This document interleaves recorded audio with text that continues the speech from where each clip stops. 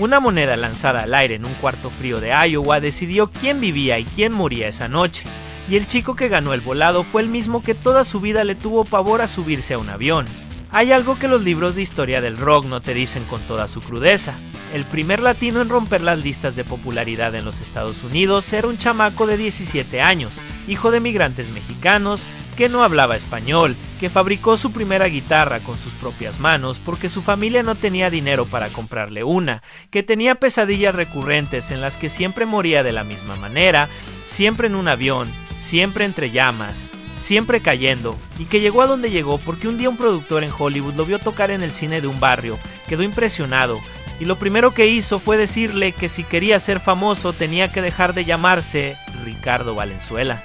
Llevo años revisando los archivos de esta historia, periódicos locales de California de los años 50, entrevistas casi olvidadas con personas que estuvieron en esos cuartos, testimonios de familiares que hablaron mucho después de que el mundo dejara de preguntar, y lo que encontré va más allá de la versión que Hollywood decidió contar, porque la historia real de Ritchie Valens tiene capas que nadie ha puesto juntas en español con el detalle que merece.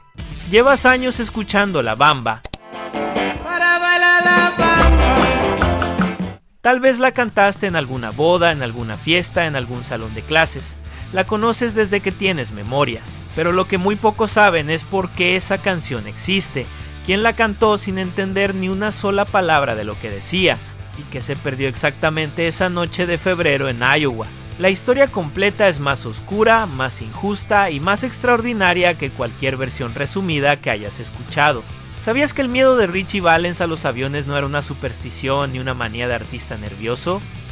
Que ese miedo nació de algo que él vio con sus propios ojos a los 15 años, cuando los restos en llamas de varios aviones cayeron sobre el patio de su escuela y mataron a sus compañeros de clase, y que uno de esos muertos era su mejor amigo, y que 2 años después, ese mismo miedo que nunca lo abandonó, ese que lo hacía despertar sudando en las madrugadas, se hizo realidad sobre un campo de maíz en Iowa.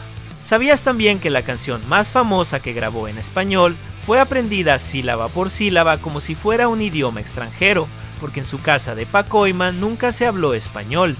¿Y sabías que el día en que la moneda cayó del lado que selló su destino, el muchacho ya llevaba semanas diciéndose a sí mismo que había superado su miedo a volar? Suscríbete si crees que la historia de los mexicanos que cambiaron el mundo merece contarse sin que nadie les borre el apellido para que suene mejor. Y prepárate, porque el detalle que más duele en esta historia no es el accidente. Es la cadena de coincidencias que se juntaron esa noche para que todo terminara como terminó y que empezó mucho antes de que esa moneda volara por el aire.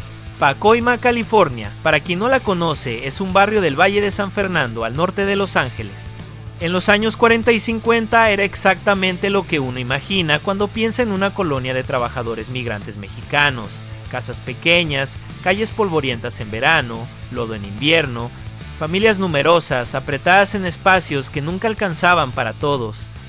No había lujos, había trabajo, había orgullo y había música, que en los barrios de migrantes siempre ha sido la cosa que no cuesta nada y sin embargo lo mantiene todo unido.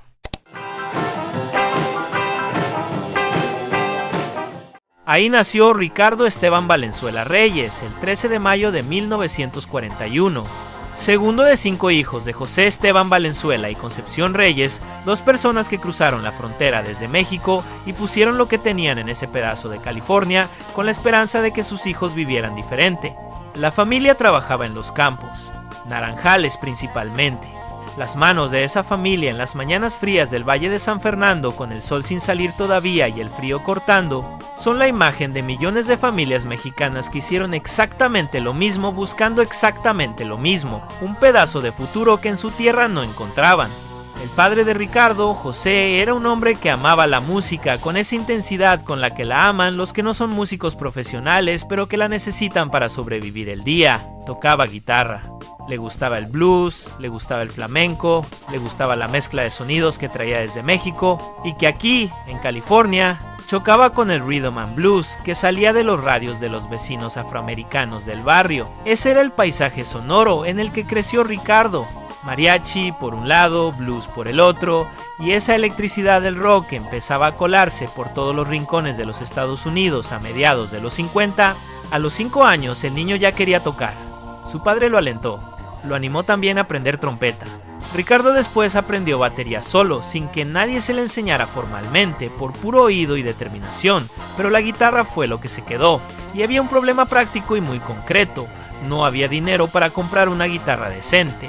Así que a los 11 años, Ricardo hizo lo que los hijos de familias sin recursos han hecho siempre cuando quieren algo que no pueden comprar: la fabricó. Con piezas sueltas que encontró aquí y allá, maderas recuperadas, alambre, partes de aparatos viejos, construyó una guitarra eléctrica que era tosca, que desafinaba en ciertos puntos, que no se parecía a nada que pudiera comprarse en ninguna tienda, pero sonaba, y cuando Ricardo la enchufaba y tocaba, esa cosa rara construida con piezas de desecho hacía a la gente pararse a escuchar. Detente un momento en esa imagen. Un niño de 11 años en Pacoima, California, construyendo un instrumento con sus manos porque nadie va a regalárselo y su familia no tiene para comprarlo. Ese niño no sabe que en menos de 7 años va a estar en un estudio de grabación en Hollywood. No tiene manera de saberlo, solo sabe que quiere tocar. Era zurdo de nacimiento. Tocaba naturalmente con la mano izquierda. Pero en esa época conseguir una guitarra para zurdos era difícil y cara, y los Valenzuela no tenían para eso. Entonces Ricardo aprendió como si fuera diestro, dominando una técnica que para la mayoría de personas sería un obstáculo insuperable. Lo que habría detenido a otro, en él se convirtió en parte de su sonido particular, en algo que contribuyó a esa manera de tocar que nadie más tenía exactamente igual. Para cuando entró a la secundaria Pacoima Junior High School ya era el músico del barrio. Llevaba su guitarra a la escuela todos los días, esa que después sería reemplazada por una Fender Stratocaster comprada con sus primeros ahorros. Durante los descansos se sentaba en las gradas del patio y tocaba para sus compañeros. Sus amigos lo llamaban Tono Alto, un apodo que hablaba de alguien que se portaba con dignidad y estilo aunque viviera en la misma precariedad que todos los demás del barrio.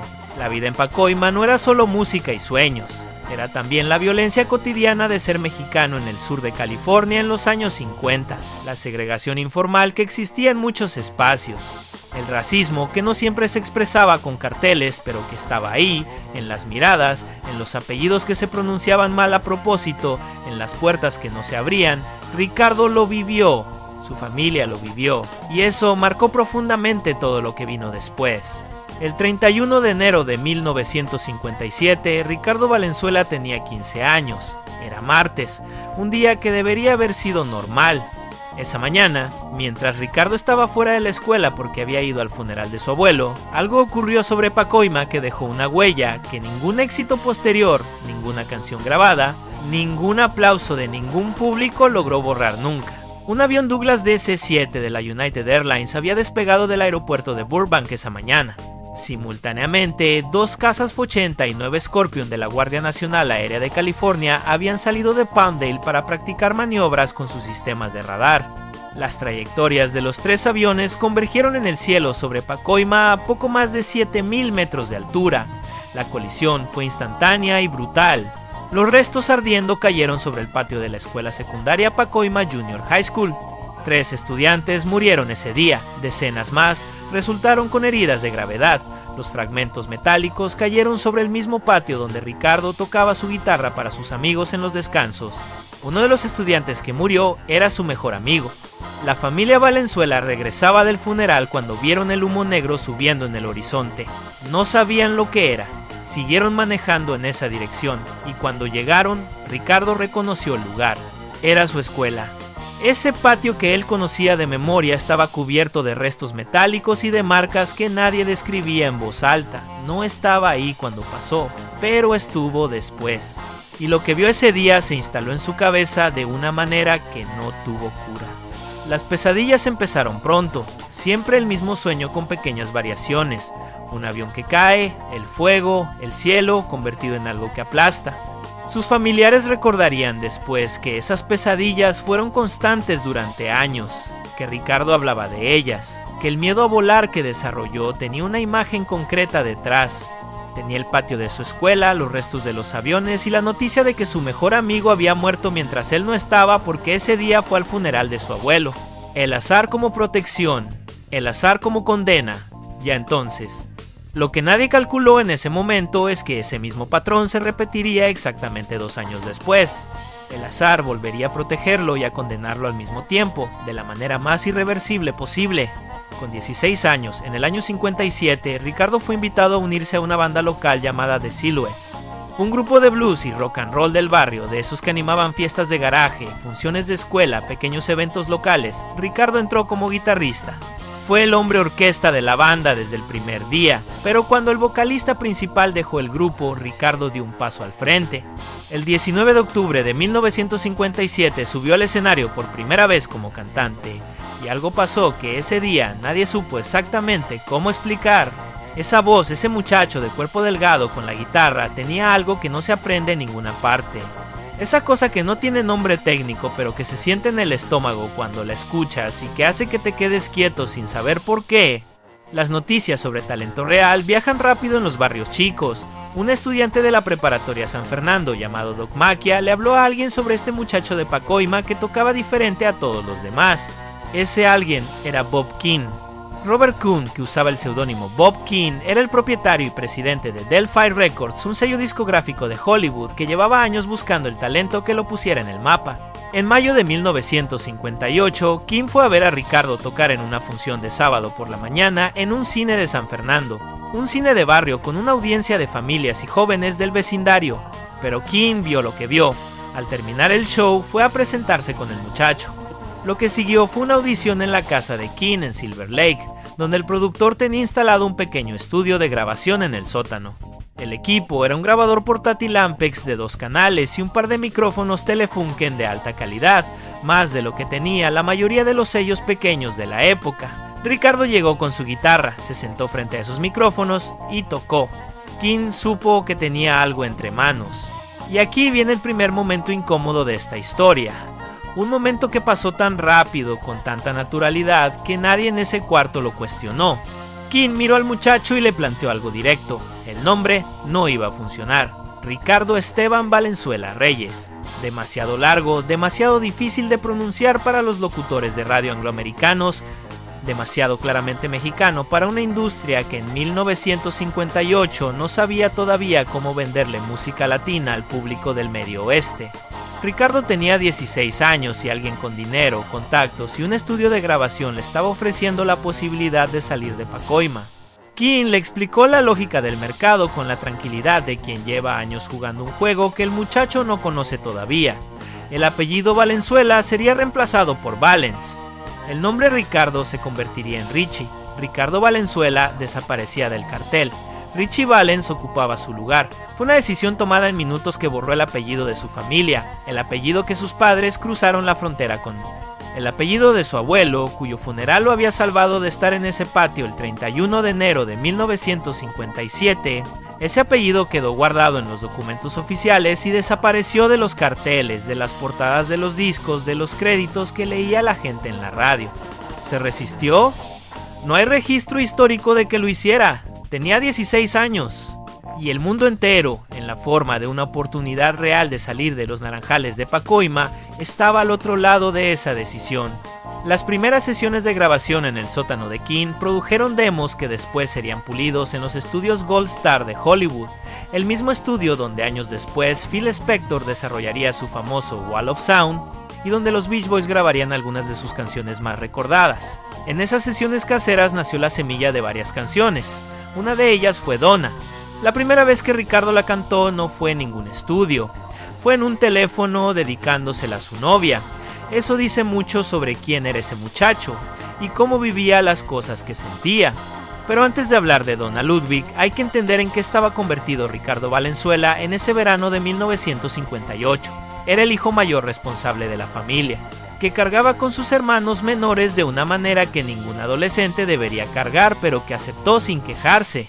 Connie, su hermana menor, lo recordaría décadas después con una claridad que duele escuchar. Era una figura paterna. Mamá era madre soltera. El verano, antes de que se fuera de gira, mamá se iba a trabajar y Rich estaba ahí para cuidarnos. Se aseguraba de que comiéramos, de que no nos metiéramos en problemas. 17 años siendo la figura paterna de la casa. Y al mismo tiempo grabando canciones en el sótano de un productor de Hollywood. Donna Ludwig era rubia, de familia acomodada, asistía a la misma preparatoria San Fernando. Se habían conocido en una fiesta de garaje donde Ricardo tocaba con The Silhouettes. Ella lo notó. Él la notó a ella. Al final de la noche, Donna le pasó su número de teléfono con una advertencia discreta, que no llamara cuando estuviera el papá en casa. El padre de Donna Ludwig era un hombre que no quería que su hija saliera con un mexicano, así de directo y así de brutal. La misma precariedad que hacía que Ricardo construyera sus propias guitarras, el mismo apellido que el productor consideró demasiado mexicano para las listas de popularidad, también le cerraban la puerta de la casa de su novia. El chico que iba a estar en el número 2 de Billboard no era suficientemente bueno para el padre de la chica blanca de San Fernando, pero Donna y Ricardo se veían de todas formas. Y una tarde, mientras hablaban por teléfono, Ricardo se quedó callado de repente. Donna escuchó el silencio y preguntó qué pasaba. Él le dijo que estaba escribiendo algo, y le leyó lo que tenía. Unos versos que hablaban de ella, de ese amor que no encontraba palabras, de esa muchacha que era su muchacha aunque su padre no quisiera verlo. Donna, oh Donna, Donna. La noche siguiente me llamó y me cantó la pieza completa, tocando su guitarra. Recordaría a Donna Ludwig años después en una entrevista con el diario Los Angeles Times. Fue maravilloso. Jamás pensé que eso llegaría a ser grabado.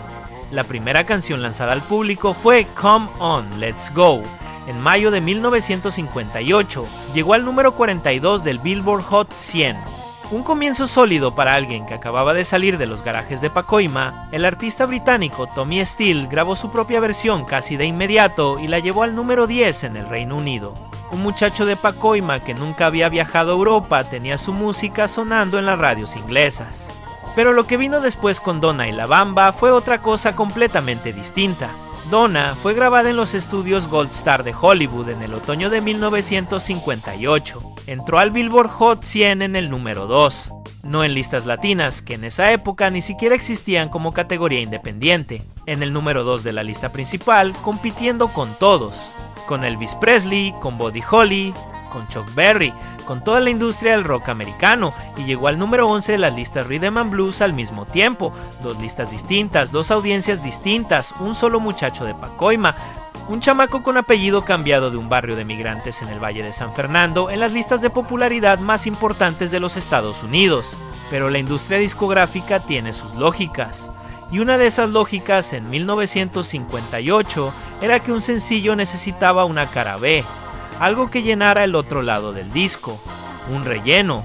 Bob King le sugirió a Richie que grabara una canción folclórica mexicana tradicional que existía desde hacía al menos un siglo y que se tocaba en bodas y festividades populares en el estado de Veracruz, un son jarocho llamado La Bamba. El problema era que Richie Valens no hablaba español. Esto merece detenerse porque la ironía es tan grande que cuesta procesar. El muchacho cuya familia llegó de México, que tenía el apellido Valenzuela, que le borraron porque sonaba demasiado mexicano, que había crecido en un barrio de migrantes mexicanos en California, ese muchacho no hablaba ni una palabra del idioma de sus abuelos. En casa, los Valenzuela hablaban inglés. Era la generación que internalizó la idea de que el español era un obstáculo más que una ventaja, que hablar inglés era la forma de integrarse, de avanzar, de no cargar con algo más en un ambiente que ya ponía suficientes obstáculos por el apellido y la cara. Entonces, Richie Valens aprendió la letra de La Bamba fonéticamente, sílaba por sílaba, sin entender lo que decía, memorizando los sonidos como los de un idioma extranjero. Y la cantó en el estudio con tal convicción, con tal energía, con esa manera de agarrar el ritmo jarocho y convertirlo en algo que hacía querer mover los pies, que la canción que se grabó como relleno terminó siendo más famosa que Donna. Donna en el número 2, La Bamba en el número 22. Un mismo disco con dos canciones en las listas al mismo tiempo. Para un artista con 8 meses de carrera profesional, eso era algo que la mayoría de artistas no alcanzaban en toda una vida. La cosa es que en ese momento nadie, ni King, ni Richie, ni nadie en Delphi Records imaginó que esa cara B grabada deprisa iba a sobrevivir décadas, cruzar fronteras y convertirse en lo más grande que Richie Valens dejaría al mundo. Eso lo entendería solo mucho después, cuando ya era demasiado tarde para que él lo supiera. Hay algo en La Bamba que merece entenderse en su dimensión completa.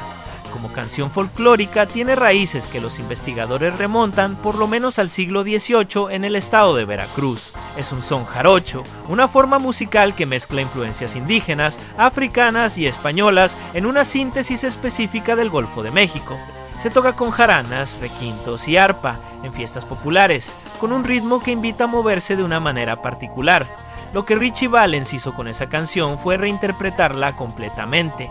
Tomó la estructura rítmica, simplificó la progresión de acordes para el formato del rock eléctrico, añadió el pulso y la energía del rock and roll de los 50 y entregó algo que sonaba simultáneamente familiar para los latinos, que conocían la canción de toda la vida, y completamente nuevo para el público angloamericano que nunca había escuchado nada parecido. Eso, en la historia de la música popular, tiene un nombre: síntesis cultural. Ritchie Valens la realizó de manera intuitiva, sin etiquetas, sin teoría, a los 16 años en un sótano de Silver Lake con una grabadora de 2 canales. La fama llegó de golpe, como siempre llega, sin que haya manera real de prepararse. Ritchie empezó a aparecer en revistas, a firmar autógrafos, a salir en programas de televisión, a recibir invitaciones para conciertos en lugares cada vez más grandes. Durante la gira de otoño de 1958 apareció brevemente en la película Go Johnny, Go, una producción del famoso DJ Alan Freed, uno de los grandes promotores del rock and roll en esos años. Era la primera vez que su imagen quedaba registrada en celuloide de manera profesional. Un muchacho de 17 años de Pacoima en una película de Hollywood, cantando sus propias canciones. El chico que llevaba su guitarra a las gradas de la secundaria para cantarle a sus compañeros, ahora cantaba para miles de personas. Y lo primero que hizo con el dinero fue comprarle una casa a su madre. Fue a buscar una casa para Concepción Reyes, para la mujer que había trabajado en los campos y que había criado 5 hijos con lo que alcanzaba. Esa casa fue el acto que más claramente explica quién era ese chamaco antes de convertirse en leyenda. En diciembre de 1958, Ritchie viajó a Hawái para una serie de conciertos. Era la primera vez que subía a un avión. Lo hizo porque no había opción. Pero el miedo que había cargado desde aquella tarde de enero de 1957 no desapareció porque el negocio lo requiriera. Se fue con él en cada vuelo, invisible para el público pero presente en cada despegue. El 10 de diciembre de ese mismo año regresó a su vieja secundaria Pacoima Junior High School como artista invitado. El mismo patio, las mismas gradas donde tocaba para sus amigos, el mismo lugar donde casi 2 años antes había llegado a ver los restos de los aviones caídos y donde había recibido la noticia de que su mejor amigo estaba muerto. Ahora llegaba como el chico de Pacoima con 2 canciones en el Billboard. Ese regreso tiene algo que duele si uno lo piensa con detenimiento. El mundo le decía que había llegado. Él volvía al punto de partida, probablemente para no perder de vista de dónde venía. El invierno de 1958 llegó con una oportunidad que para cualquier artista joven en ese momento habría sido irresistible. El promotor Irving Feld estaba organizando una gira llamada Winter Dance Party que recorrería el medio oeste de los Estados Unidos durante varias semanas en enero y febrero de 1959. Buddy Holly, que había disuelto su banda original de Crickets en noviembre y estaba armando un nuevo grupo. Giles Perry Richardson, conocido como The Big Bopper, que tenía un éxito enorme con Chantilly Lace, el grupo Dion and the Belmonts y el recién llegado al estrellato Ritchie Valens. Para Ritchie, compartir escenario con Buddy Holly era más que un trabajo. Holly era uno de sus ídolos, era alguien que había llegado a donde él quería llegar, aceptó sin dudar. Antes de salir, la familia organizó una fiesta de despedida en la casa nueva que Ritchie había comprado para su madre. Una casa que semanas antes era un sueño y que ahora tenía paredes reales y una sala donde los Valenzuela podían reunirse sin apretujarse. El barrio pasó por ahí ese día. Donna Ludwig no llegó, su padre no la dejó ir. El hombre cuya hija era protagonista de la canción número 2 en Billboard no permitió que ella se despidiera del muchacho que la había hecho famosa para siempre. La gira Winter Dance Party arrancó el 23 de enero de 1959 en Milwaukee, Wisconsin. Desde esa fecha hasta la noche del 2 de febrero, los músicos tocaron en una ciudad diferente casi cada noche: Milwaukee, Kenosha, Mankato, Eau Claire, Montevideo, Fort Dodge, Clear Lake, cada destino conectado con el anterior por horas de autobús en carreteras que el invierno del Medio Oeste convertía en algo que ningún conductor sensato querría atravesar de noche. El invierno del Medio Oeste no es una metáfora, es un clima que aplasta. Temperaturas que bajaban a 20-25 grados bajo cero, nevadas que llegaban sin avisar y convertían las carreteras en trampas. Y los artistas viajaban en un autobús cuya calefacción no alcanzaba para competir con ese frío. Dormían sentados, comían lo que encontraban en paradas de carretera. Llegaban a los conciertos con las extremidades entumecidas y tocaban de todas formas porque no había alternativa. Waylon Jennings, que tenía 21 años en esa gira y que sobreviviría para convertirse en una leyenda del country, recordaría décadas después que esas semanas fueron una de las experiencias más duras de toda su carrera, por el frío que no cedía, por la falta de sueño acumulada noche tras noche, por la sensación de que el cuerpo estaba siendo puesto a prueba de una manera que ningún contrato de gira mencionaba. Carl Bunch, el baterista, no aguantó. Sus pies sufrieron daño real por el frío y tuvo que ser hospitalizado con principios de congelamiento. The Big Bopper llevaba días con fiebre y los síntomas de una gripe que el autobús helado no ayudaba a curar. Y Ritchie Valens, el más joven de todos, estaba agotado de una manera que cuesta imaginar en alguien de 17 años. Buddy Holly estaba física y emocionalmente al límite. Tenía 22 años, acababa de casarse con María Elena Santiago, su esposa estaba esperando un hijo y él estaba recorriendo Iowa y Minnesota y Wisconsin en enero, cobrando lo justo para cubrir gastos. Después de la primera semana, decidió buscar una alternativa al autobús para al menos algunas etapas. La alternativa era una avioneta, una Beechcraft Bonanza de 4 plazas disponible para charter en el aeropuerto de Mason City, Iowa. Holly hizo las gestiones a través de Carol Anderson, el gerente del Surf Ballroom, el salón donde el grupo tocó la noche del 2 de febrero de 1959 en Clear Lake, Iowa. Lo que nadie en ese salón sabía mientras aplaudían y bailaban esa noche es que la decisión sobre quién subiría a esa avioneta ya se estaba tomando en el cuarto de atrás, y que un detalle aparentemente sin importancia determinaría quién volvía a casa. El piloto asignado era Roger Peterson, 21 años. Tenía licencia de piloto, pero las investigaciones posteriores revelarían con claridad que Peterson no tenía la certificación adecuada para volar a ciegas, usando únicamente los instrumentos del tablero sin referencia visual exterior. En condiciones normales eso no habría importado, esa noche no fueron condiciones normales. Los asientos en la avioneta eran 4 contando al piloto, eso dejaba 3 lugares para músicos. Buddy Holly tomó uno, Waylon Jennings, su bajista, tenía el segundo, quedaba un lugar. Pero The Big Bopper tenía gripe, llevaba días enfermo y la perspectiva de otra noche larga en el autobús helado lo tenía al límite. Le pidió a Waylon Jennings que le cediera su lugar. Jennings cedió. Ahora el último lugar era para Tommy Allsup, guitarrista de la banda de Holly, su asiento prácticamente por defecto. Pero Ritchie Valens lo quería. Ritchie llevaba días en ese autobús y estaba agotado. El miedo a los aviones, que cargaba desde los 15 años, entró en conflicto directo con el cansancio acumulado de semanas de gira en enero en el Medio Oeste. Hay personas que estuvieron cerca de él esos días que recordaron después que Ritchie había dicho, quizás en broma, quizás convenciéndose a sí mismo, que ya había volado a Hawái y había salido bien, que ya era hora de dejar de lado ese miedo. Si lo creyó de verdad o si se lo dijo para convencerse de pedir ese asiento, nadie puede saberlo. Pero lo que sí se sabe es que en ese cuarto detrás del escenario del Surf Ballroom, con el frío de febrero de Iowa afuera y el agotamiento de 10 días de gira encima, Ritchie Valens no dudó, fue a buscar a Tommy Allsup, le preguntó si le cedía el lugar. Allsup no tenía una razón concreta para negarle ni para dárselo. Alguien sugirió lo más simple y lo más arbitrario al mismo tiempo, una moneda. El DJ local Bob Hale, que había trabajado en el concierto esa noche en el Surf Ballroom, estaba presente en el cuarto detrás del escenario. Sacó una moneda. Tommy Allsup eligió una cara, Ritchie Valens eligió la otra. La moneda giró en el aire en ese cuarto frío de Iowa. Cara. Ritchie dijo cara y de inmediato sacó sus cosas del autobús. Recordaría a Tommy Allsup décadas después. Un par de personas estaba ahí. Ritchie eligió cara. Y ese fue el lado de la moneda que salió cuando cayó al piso. Tommy Allsup sobrevivió para contarlo. Cada vez que alguien le preguntaba sobre esa noche, respondía con la calma de quien lleva décadas conviviendo con algo que no tiene explicación. Mi papá siempre creyó que haber perdido ese sorteo fue una bendición, diría su hijo Austin después de la muerte de Tommy en enero de 2017 a los 85 años. A la 1:20 de la madrugada del 3 de febrero de 1959, la Beechcraft Bonanza despegó del aeropuerto de Mason City, Iowa. A bordo iban Buddy Holly, Ritchie Valens, The Big Bopper y el piloto Roger Peterson. La tormenta de nieve era intensa, la visibilidad prácticamente cero. El accidente fue reconstruido con detalle por la Junta de Seguridad en el Transporte Nacional de los Estados Unidos.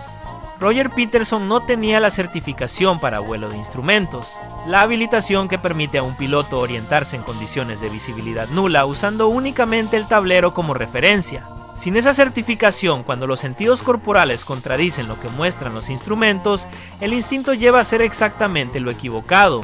Esa confusión tiene nombre técnico: desorientación espacial. Peterson probablemente sintió que estaba subiendo cuando los instrumentos mostraban que bajaba. Corrigió en la dirección equivocada. A 8 kilómetros de haber despegado, la Beechcraft Bonanza impactó contra un campo de maíz cubierto de nieve a más de 170 kilómetros por hora.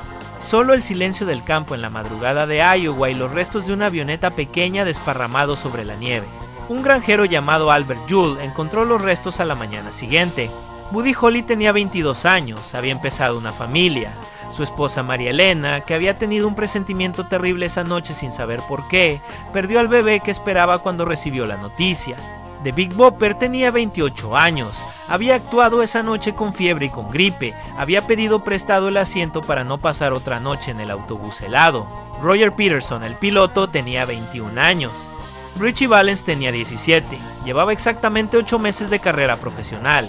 8 meses que produjeron 4 sencillos en el Billboard y un álbum que salió al mercado el 12 de febrero de 1959, 9 días después de su muerte. Waylon Jennings, que había cedido su lugar a The Big Bopper, pasó esa noche durmiendo sentado en el autobús helado sin saber nada de lo que había ocurrido. La última conversación que tuvo con Buddy Holly fue un intercambio de bromas antes de que la avioneta despegara. Holly le dijo que esperaba que el autobús se congelara. Jennings respondió en tono de broma que esperaba que el avión se estrellara. Waylon Jennings cargó esa frase durante décadas. La mencionaría en entrevistas, en memorias, en conversaciones con amigos, siempre con el peso de lo que significa haber dicho algo en broma que se convirtió en realidad antes de que amaneciera. La noticia llegó a Pacoima de la manera en que llegan las noticias que nadie espera. Un teléfono que suena en el momento equivocado, una voz que no sabe cómo comenzar. Concepción Reyes recibió esa llamada en la casa nueva que su hijo le había comprado con sus primeras regalías, la misma casa donde días antes habían hecho la fiesta de despedida.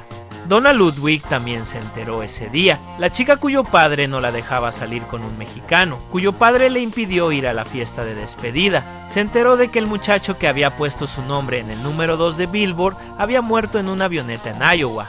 Fue a su funeral. Y 30 años después también fue al estreno de la película basada en la vida de ese muchacho.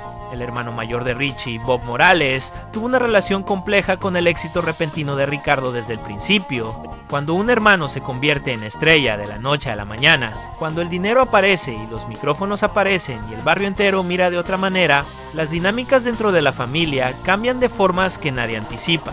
La película La Bamba de 1987 retrató esa tensión entre hermanos con una honestidad que la familia no siempre recibió bien, pero que era parte de la historia real. La muerte de Richie dejó a la familia en una situación que pocas familias han tenido que atravesar: aprender a ser la familia de alguien famoso después de que ese alguien ya no estaba para atravesar ese aprendizaje junto a ellos. El accidente del 3 de febrero dejó también consecuencias concretas en la regulación de la aviación civil estadounidense. Después de que 3 figuras públicas perdieran la vida en una sola noche en una avioneta pilotada por alguien sin la certificación adecuada para las condiciones que encontró, las autoridades reforzaron significativamente los requisitos de habilitación para pilotos en condiciones de visibilidad reducida. Esa brecha regulatoria se cerró después del accidente. Don McLean tenía 13 años cuando ocurrió el accidente. 12 años después, en 1971, escribió una canción de 8 minutos y medio que empezaba con una estrofa que todo el mundo terminó memorizando. En el centro de esa canción, McLean escribió sobre la noche en que la música murió, The Day the Music Died. Así quedó para siempre en la cultura popular. El 3 de febrero de 1959, el día que murió la música. Pero lo que esa frase no alcanza a contener es la dimensión específica de lo que se perdió cuando murió Richie Valens, porque lo suyo no era solo el talento de un artista joven, era el precedente que nadie más había podido establecer antes que él. Piénsalo en contexto. 1958. El rock and roll era un género que los artistas afroamericanos habían creado y que artistas blancos anglófonos estaban adoptando a escala masiva. No había espacio mapeado, ningún precedente, ninguna historia previa para un artista con apellido español en ese mercado. Richie Valens cruzó ese espacio de todas formas.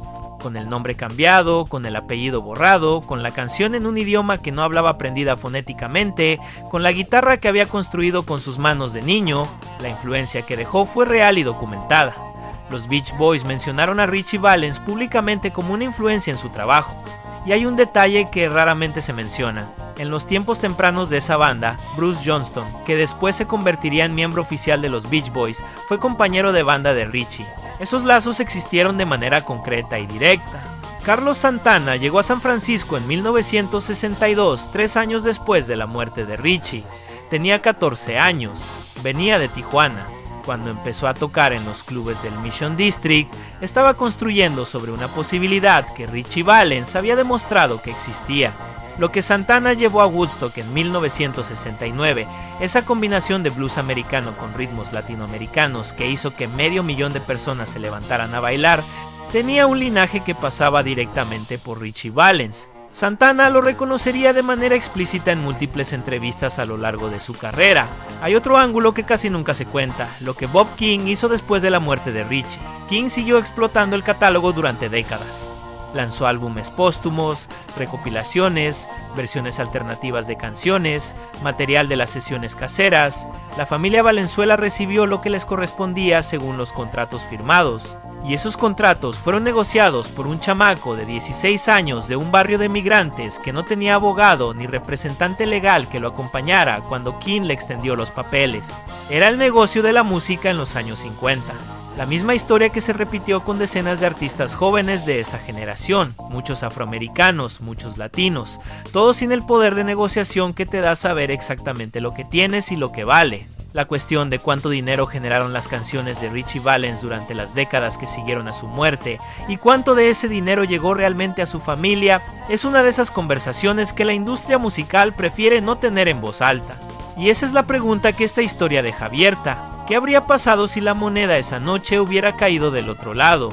Si Ritchie Valens hubiera tenido 20 años cuando los Beatles llegaron a los Estados Unidos en 1964, si hubiera estado ahí cuando el movimiento chicano de los años 70 buscó artistas que encarnaran una identidad cultural propia, si hubiera visto a Santana, a Los Lobos, a todos los que vinieron después construyendo sobre un fundamento que él había empezado a establecer, no hay respuesta. Solo existe lo que existe: 8 meses de carrera, 4 sencillos en las listas, un álbum lanzado 9 días después de su muerte, y una canción grabada como cara B sin grandes expectativas que 60 y tantos años después todo el mundo conoce. En 1987, el director Luis Valdés llevó la historia de Ritchie Valens al cine. Valdés, uno de los fundadores del teatro chicano en los Estados Unidos, entendía exactamente lo que significaba esa historia para su comunidad. La película se llamó La Bamba. El actor Lou Diamond Phillips interpretó a Ritchie con una fuerza que convenció a toda una nueva generación de la magnitud de lo que había sido ese muchacho. La banda sonora estuvo a cargo de Los Lobos, que grabaron su propia versión de La Bamba y la convirtieron en número 1 de las listas. 29 años después de que Ritchie la cantara por primera vez sin entender ni una palabra de lo que decía. El álbum The Best of Ritchie Valens, relanzado ese año, volvió a las listas de álbumes por primera vez en 27 años. Los Lobos, la banda de East Los Ángeles, son otra parte de esa historia que merece nombrarse con precisión. David Hidalgo, Luis Pérez, César Rosas, Conrad Lozano, Steve Berlin, músicos que crecieron en los mismos barrios donde Ritchie Valens había crecido, que conocían la misma mezcla de mariachi, blues y rock que había formado el paisaje sonoro de la infancia de Ricardo Valenzuela. Cuando grabaron La Bamba para la película y la llevaron al número 1, estaban cerrando un círculo que había quedado abierto en Iowa en la madrugada del 3 de febrero de 1959. Donna Ludwig vio la película en su estreno, 30 años después de aquella tarde en que Ricardo Valenzuela la había llamado para recitarle unos versos que estaba escribiendo en ese momento. 30 años durante los cuales ella había llevado una vida normal, alejada del mundo del espectáculo. Y cuando el crédito final apareció en pantalla, probablemente entendió de una manera distinta lo que significaba ser la Donna de esa canción. En 2001, 42 años después de su muerte, Ritchie Valens fue incluido en el Rock and Roll Hall of Fame. Recibió también una estrella en el Hollywood Walk of Fame, en el 6733 de Hollywood Boulevard. El muchacho al que le habían borrado el apellido porque sonaba demasiado mexicano tiene su nombre grabado en el corazón de Hollywood. 42 años es mucho tiempo para esperar ese reconocimiento. Pero esa demora dice también algo sobre cómo funciona la memoria institucional de la industria. Las historias que pertenecen a comunidades que históricamente han tenido menos voz en esas discusiones esperan más. en el año 2019, 60 años después de que Richie memorizara fonéticamente la letra de una canción que no entendía para llenar el lado B de un disco. La Biblioteca del Congreso de los Estados Unidos seleccionó esa versión de La Bamba para su conservación en el Registro Nacional de Grabaciones como culturalmente, históricamente y estéticamente significativa.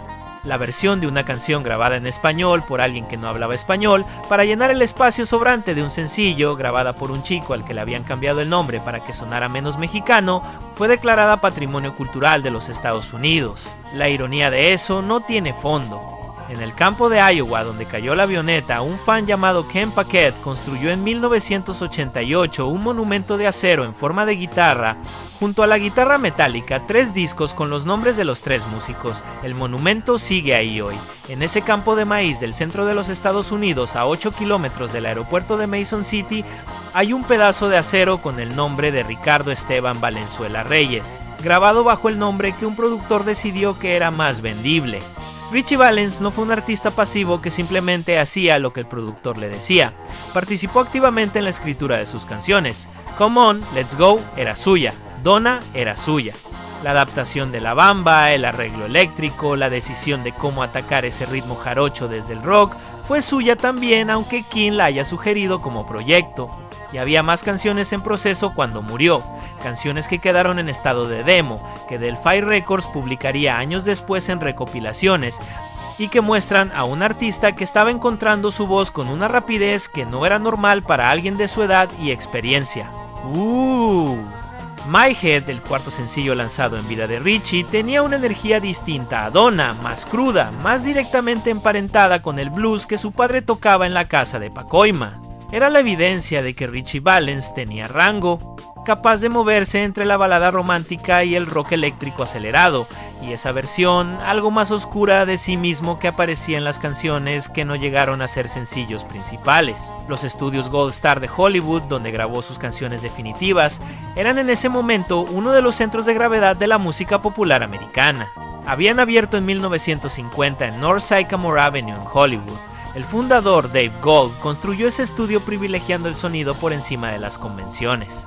La reverberación que consiguió con sus paredes de concreto y sus cámaras de eco se convirtió en parte del sonido del rock and roll americano de los 50. Cuando Richie Valens llegó a grabar ahí con Bob King, estaba trabajando en el mismo espacio donde pronto Phil Spector construiría las paredes de sonido más elaboradas que el pop había escuchado, donde los Beach Boys grabarían Good Vibrations, donde Sonny y Cher, los Ronettes, los Righteous Brothers dejarían registros que definirían una época. El estudio fue demolido en 1984. Entre todo lo que salió de sus paredes, las grabaciones de Richie Valens son las de alguien que llegó antes de que la industria terminara de entender qué era exactamente lo que tenía entre manos. Mientras el mundo angloamericano recordaba a Richie principalmente como parte de la tragedia del 3 de febrero, en los barrios chicanos de California su memoria tenía otra dimensión. Era el primero. No como dato histórico abstracto, como algo concreto y medible. El primer muchacho con ese apellido, con esa cara, con esa historia familiar que había llegado al lugar al que llegó. En comunidades donde verse reflejado en la música que sonaba en la radio era una rareza, ese precedente tenía un peso que no tiene traducción directa para quien no lo vivió.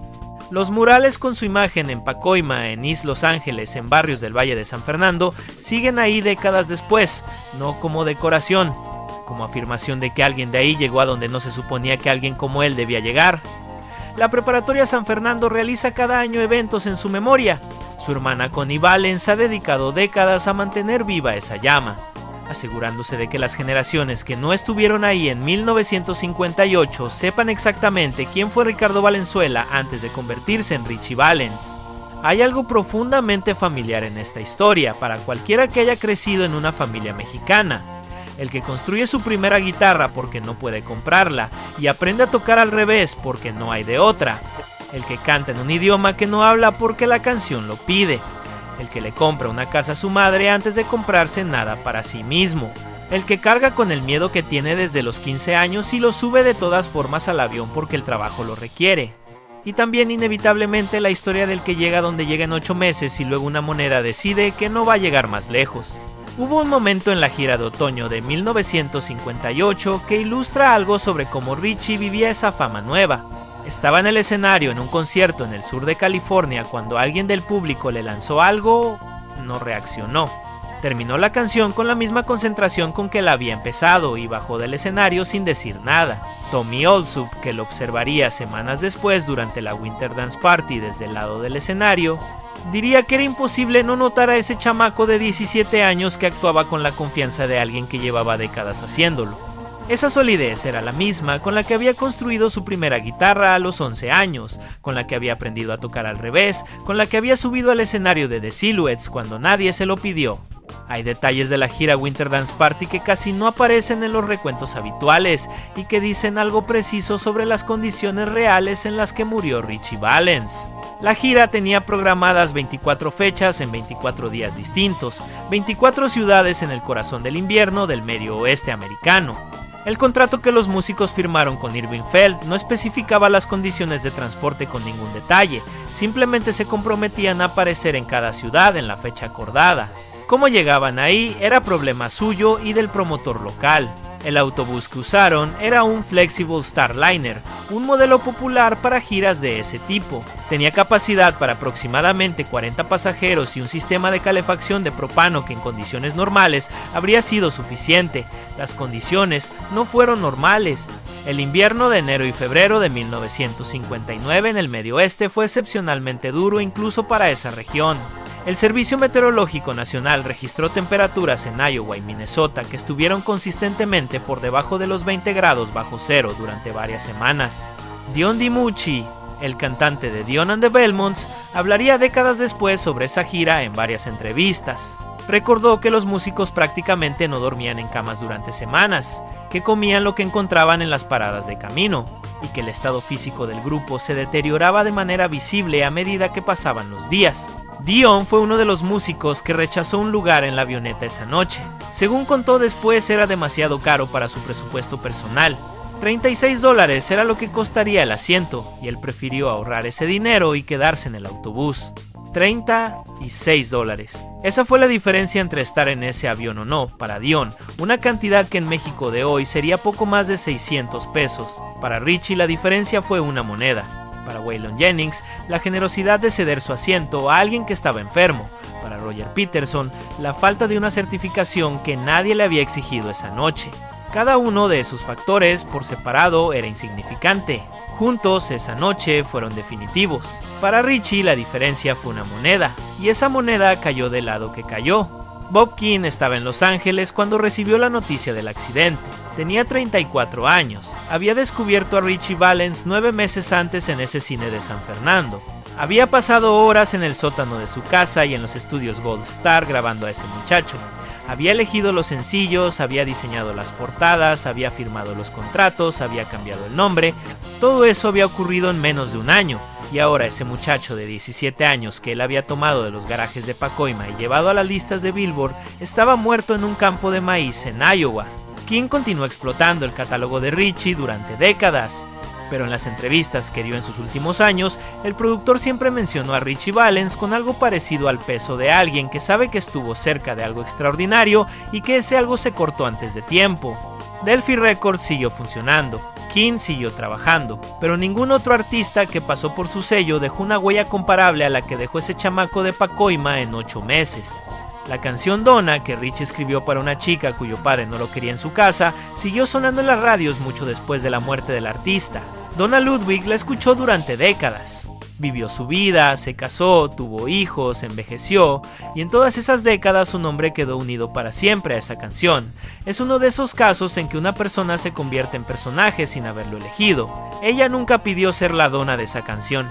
Ricardo Valenzuela simplemente se quedó callado en el teléfono una tarde y escribió unos versos, y el resultado fue que su nombre quedó en los libros de historia del rock americano para siempre. Cuando la película La Bamba se estrenó en 1987, Donna Ludwig fue a ver cómo alguien más interpretaba al muchacho que le había cantado esa canción por teléfono. Lou Diamond Phillips tenía 22 años cuando filmó esa película, era un año más de los que Ritchie Valens nunca tuvo. Pacoima, en 1959, era un barrio que el resto de Los Ángeles ignoraba en su mayoría. Cuando Ritchie Valens llegó al número 2 de Billboard, ese barrio apareció en los medios como el lugar de origen de alguien que había hecho algo extraordinario. Eso cambió algo en la autopercepción de la comunidad, que fue difícil de cuantificar pero que era real. Cuando Richie murió, Pacoima sintió esa pérdida con una intensidad que excedía lo que normalmente se siente por la muerte de un artista. Porque Richie era de ahí, era la prueba de que de ahí podía salir algo así.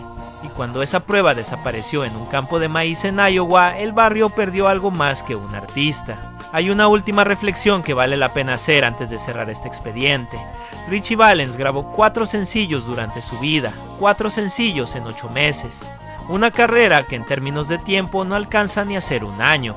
El álbum Richie Valens, su primer y único disco, salió al mercado el 12 de febrero de 1959, 9 días después de su muerte. Nadie en el mundo editorial lo sabía todavía cuando imprimieron las portadas. El público que fue a comprarlo ese día compró el disco de alguien que ya no estaba. El álbum llegó al número 23 del Billboard 200. Un artista muerto a los 17 años entrando en las listas, 9 días después de su muerte. Esa imagen sola, sin adornos, dice todo lo que hay que decir sobre lo que se perdió esa noche en Iowa y sobre lo que quedó a pesar de eso. La pregunta que los historiadores del rock chicano se han hecho desde 1959 no es solo qué habría hecho Richie Valens si hubiera vivido, es qué habría cambiado en la historia de la música latina en los Estados Unidos si ese precedente hubiera tenido continuidad. Habría tenido 22 años cuando los Beatles llegaron a los Estados Unidos en 1964, 26 cuando Santana tocó en Woodstock, 32 cuando el movimiento chicano buscaba con urgencia figuras culturales propias. Esas edades, con su historia y su talento, son imposibles de imaginar sin que algo se mueva. Lo que sí es posible medir son las huellas que dejó en los que sí llegaron a esos momentos. Carlos Santana reconoció ese linaje de manera directa. Los Lobos lo cerraron cuando llevaron La Bamba al número 1 en 1987. Y en 2019, cuando la Biblioteca del Congreso formalizó lo que la historia ya sabía, quedó sellado para cualquiera que quiera comprobarlo.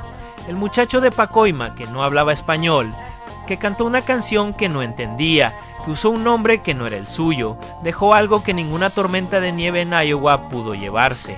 La Bamba sigue sonando. En bodas mexicanas y en bares de Iowa. En escuelas de música en Los Ángeles y en radios de países que Richie nunca visitó. En plataformas de streaming donde millones de personas que nacieron décadas después de su muerte la escuchan por primera vez y preguntan quién era ese muchacho. Y cada vez que esa pregunta se hace, la respuesta completa es esta historia. Ricardo Valenzuela tenía 17 años cuando todo terminó.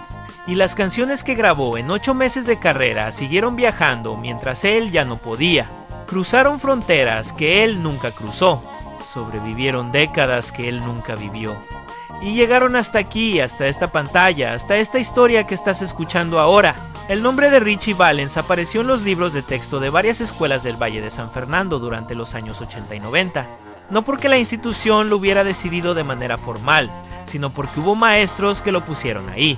Maestros de música, de historia, de arte, que encontraron en ese muchacho de Pacoima un ejemplo concreto y verificable de algo que querían transmitir a sus estudiantes, que el origen no define el destino, que los obstáculos no siempre son permanentes, y que a veces la cosa más importante que dejó una persona no es lo que planeó dejar, sino lo que sucedió sin que lo planeara. La Bamba no fue planeada como legado, fue planeada como relleno, y se convirtió en patrimonio cultural de los Estados Unidos.